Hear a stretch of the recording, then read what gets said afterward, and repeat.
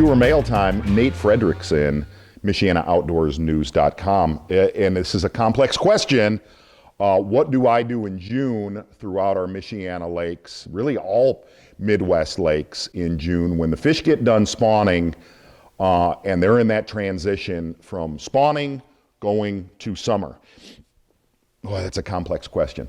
You know what's interesting is growing up and fishing a lot of tournaments in June, I absolutely hated the month of June. For the simple fact that here's what happens is before our largemouth spawn, they're grouped up where you can,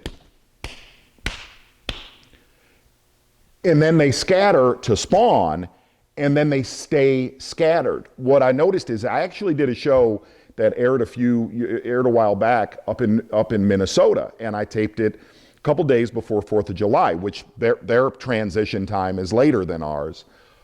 And I got on a school where I thought there was 1,000 bass.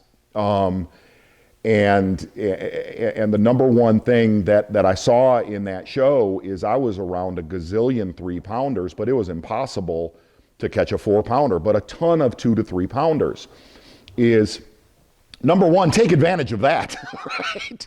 Is our male bass are faster to group up in June than our female bass are, okay?